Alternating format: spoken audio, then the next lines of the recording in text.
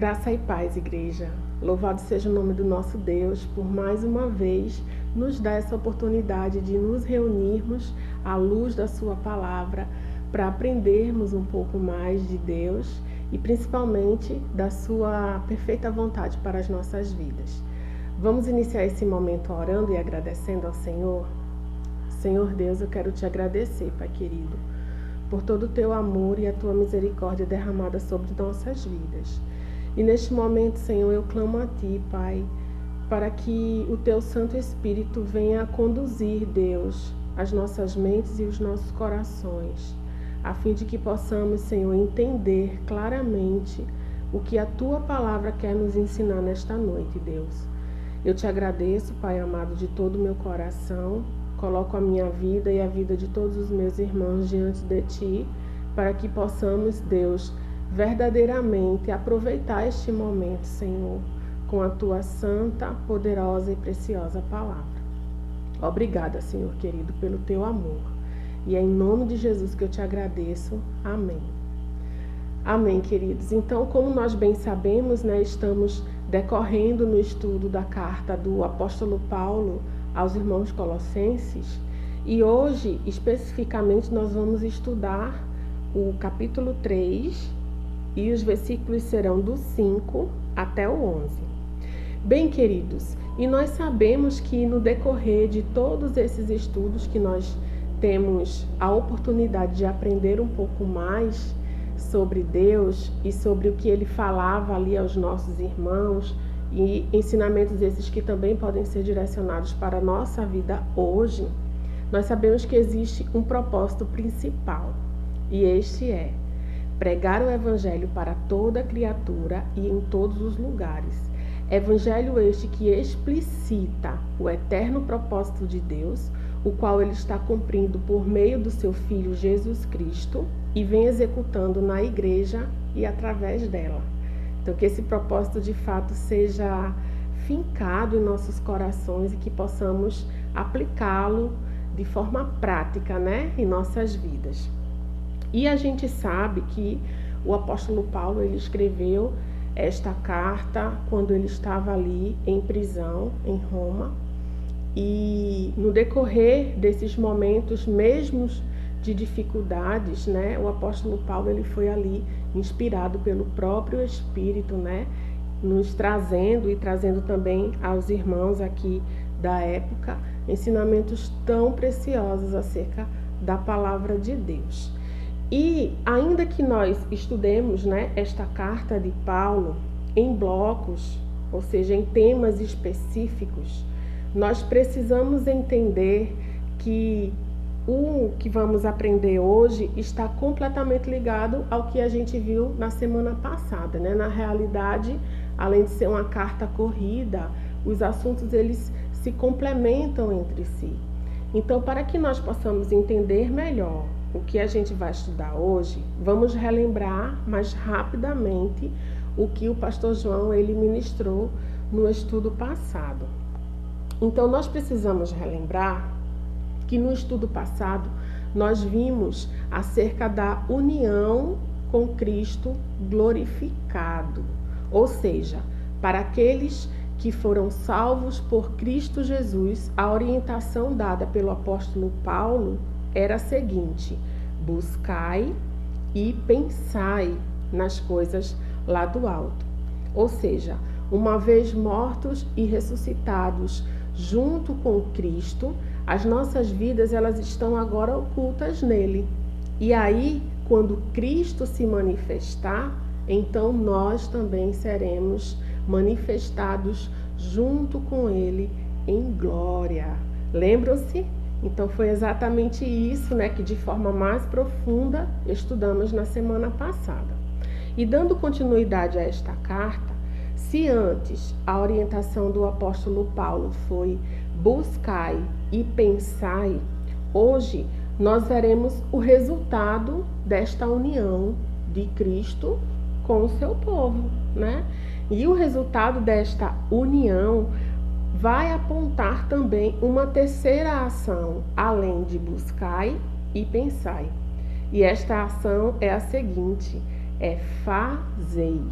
Vamos começar a ler a partir do versículo 5. Fazei, pois, morrer a vossa natureza terrena, prostituição, impureza, paixão lasciva, desejo maligno e a avareza, que é idolatria.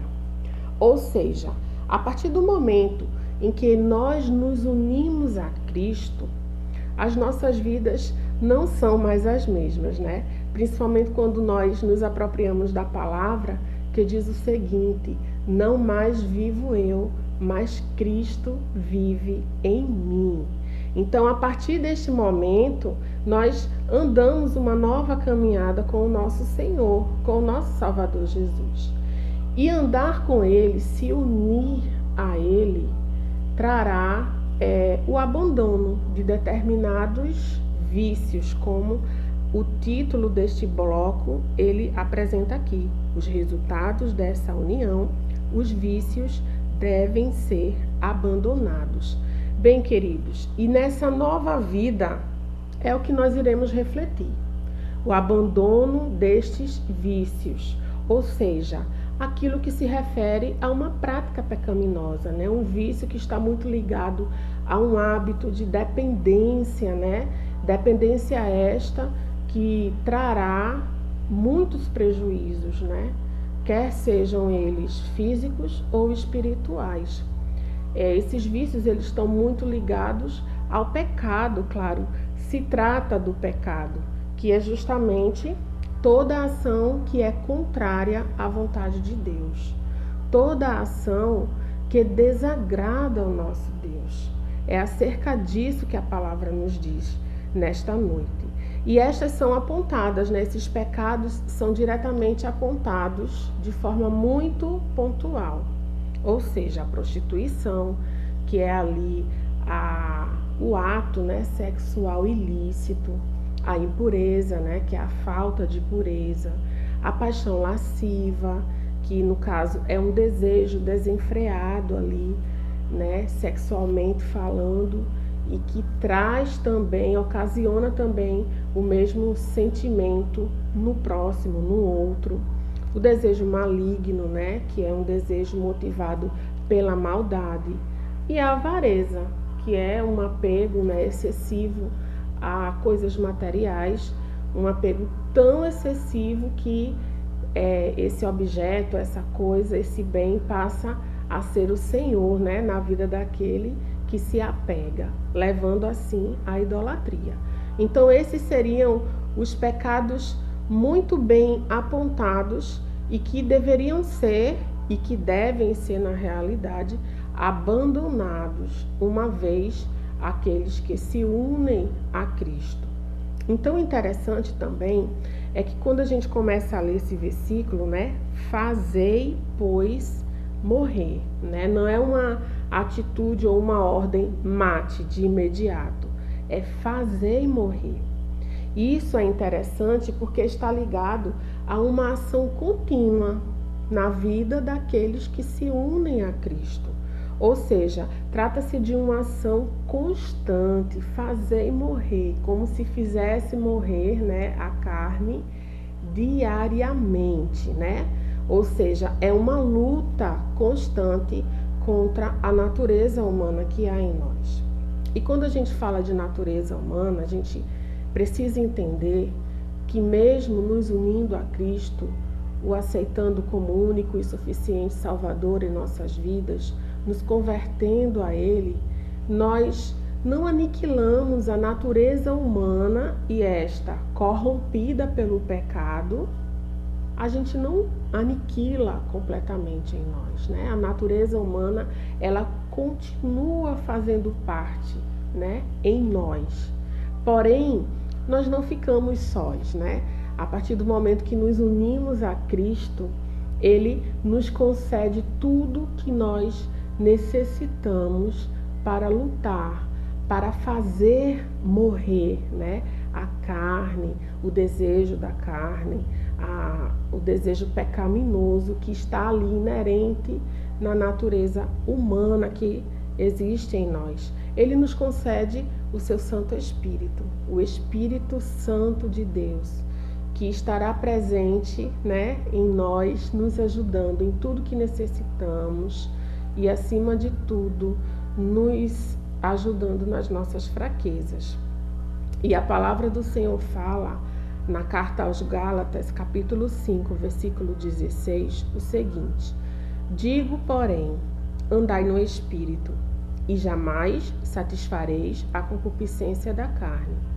Porque a carne milita contra o Espírito, e o Espírito contra a carne, porque são opostos entre si, para que não façais o que porventura seja do vosso querer.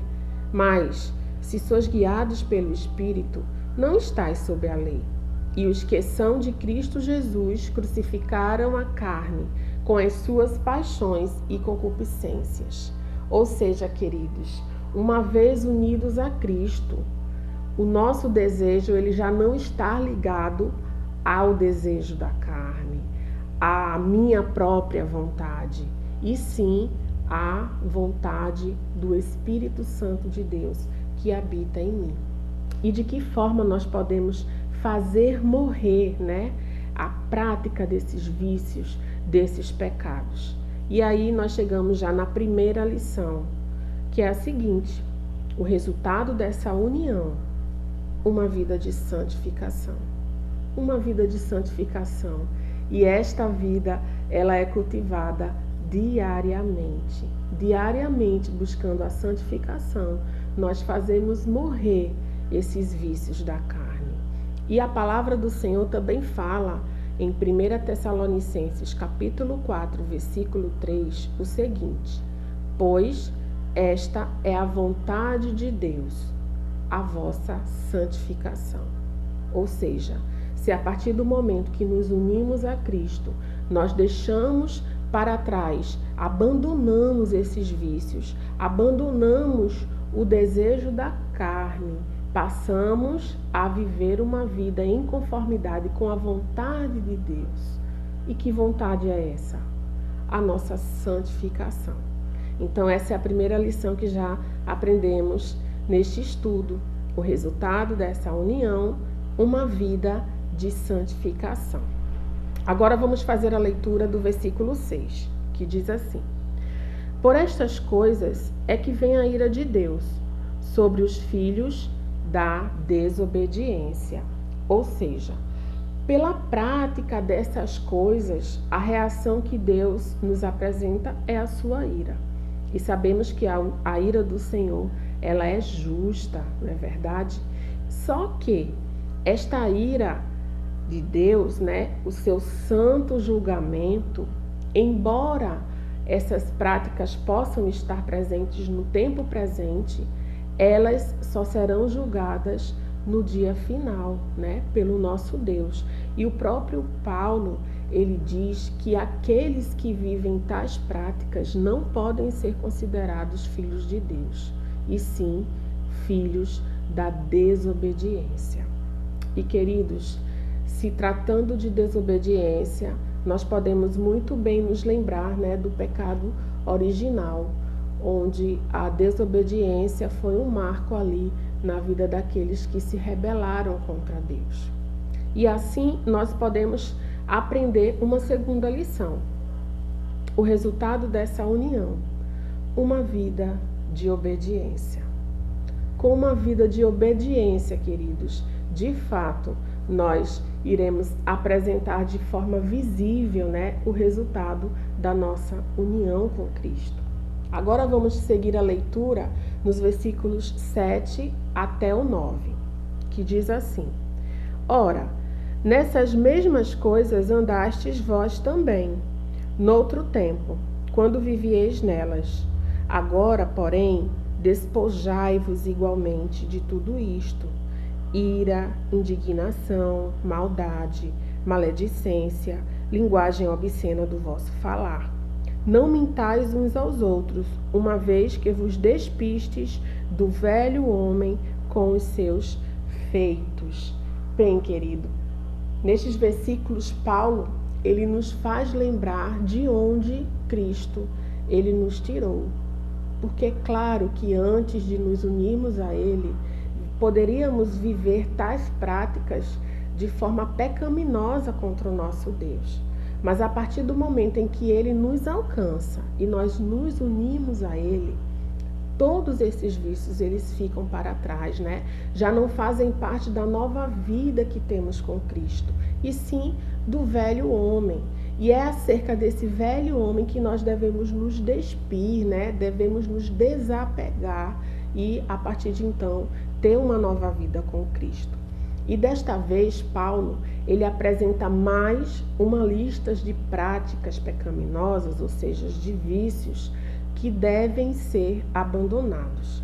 Desta vez, não mais provenientes de pecados na área sexual, como foram os primeiros que lemos no versículo 5, mas sim se dizendo respeito a pecados da língua, né? Que são pecados tanto quanto os outros. A ira, por exemplo, que é a intensidade do ódio, né? A intensidade ali do rancor.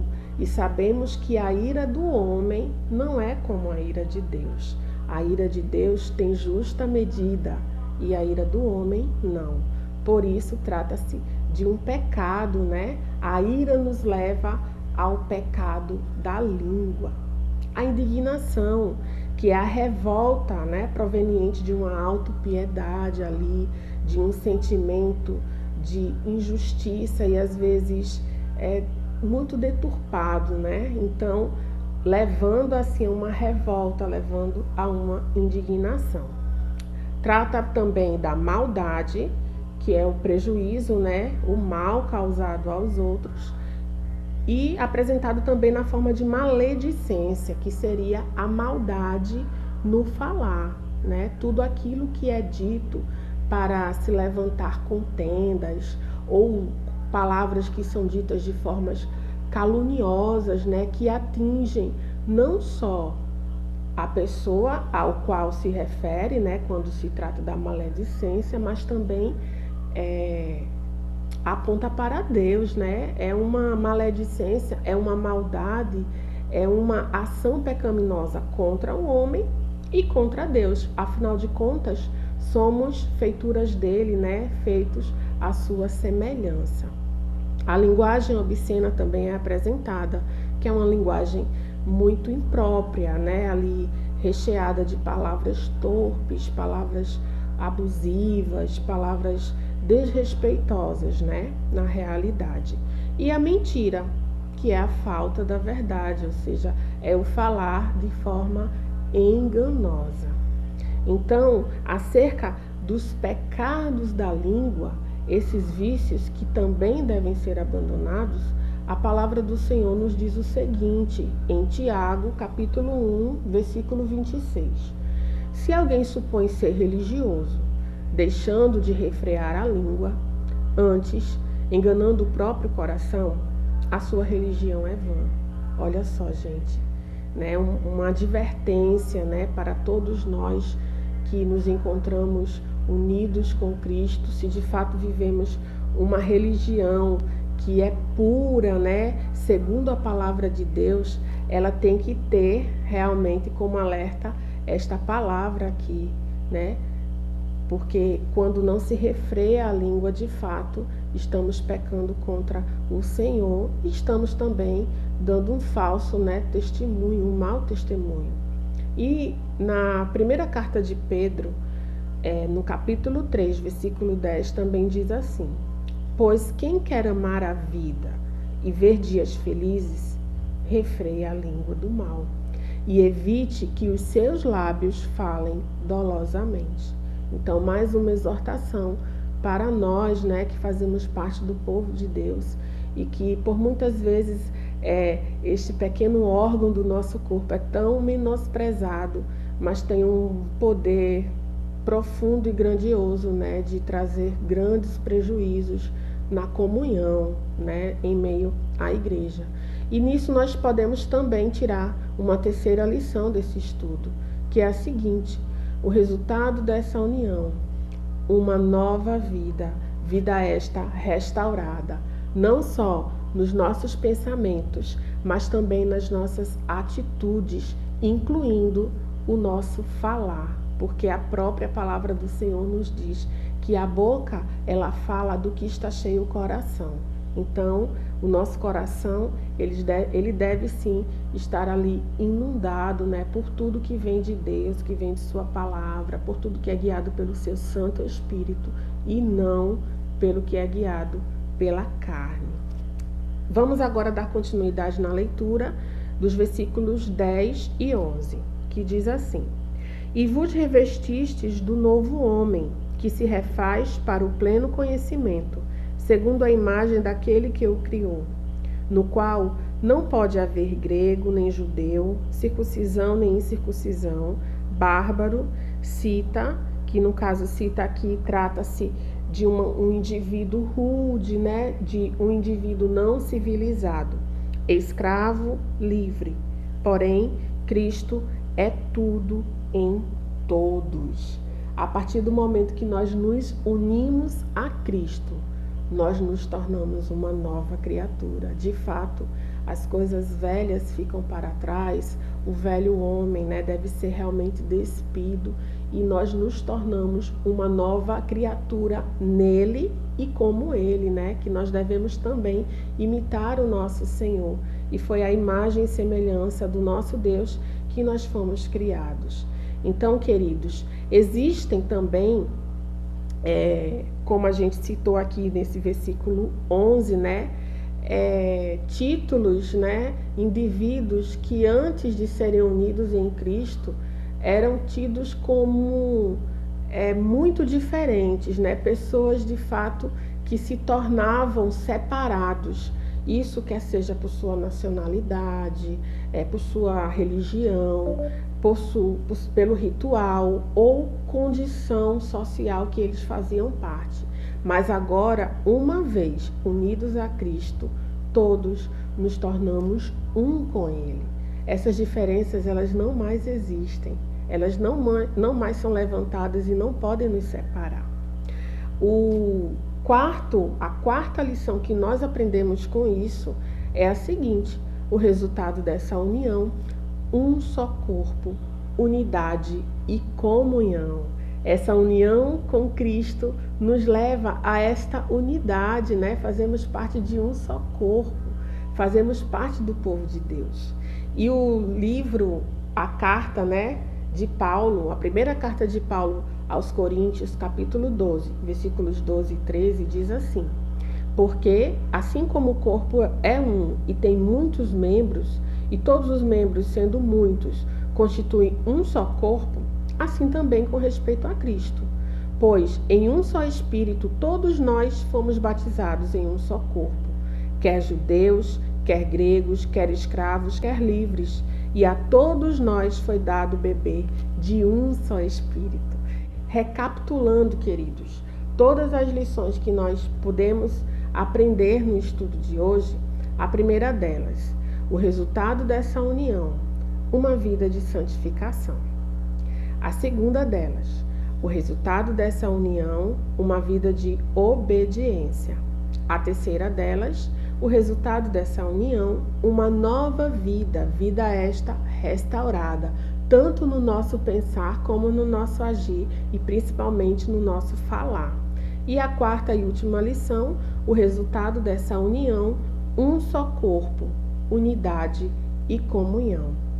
De fato, né, quando nos unimos a Cristo, nós podemos perceber os benefícios, né, que nós carregamos junto conosco a partir do momento em que Ele venha nos transformar e a mudar completamente o nosso viver. E para isso vamos orar agradecendo ao Senhor. Deus querido, nós queremos te agradecer neste momento, Senhor, por este rápido estudo, Deus, que tivemos a oportunidade, Pai, de participar. Ó Deus, que esta palavra venha adentrar profundamente em nossos corações, mas também em nosso viver, Deus. Nos ajuda, Senhor, a demonstrarmos que de fato nós vivemos uma união contigo, ó Deus, deixando para trás todas as velhas práticas, abandonando os vícios e os pecados que tanto te desagradam, Senhor. Nos ajuda, Pai querido, nos ajuda a cada dia buscarmos, Senhor, matar a carne, né? Fazer com que esta morte ela seja visível, Deus, a partir do momento em que vivemos unicamente para Ti, Senhor. Nos ajuda, Pai, a termos uma vida de consagração a Ti, Senhor, buscando a cada dia a santificação. Nos ajuda, Senhor, a termos uma vida em obediência a Ti, Deus.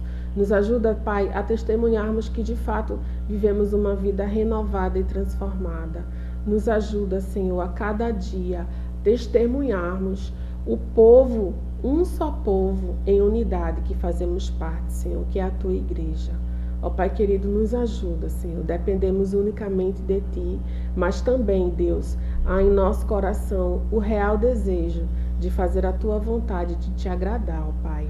Eu Te agradeço de todo o meu coração, peço a Tua bênção sobre a vida da Tua igreja, Deus. E é em nome de Jesus que eu Te oro e Te agradeço. Amém. Amém, queridos. Que o Senhor abençoe a sua vida e derrame de sua graça e da sua paz sobre ti.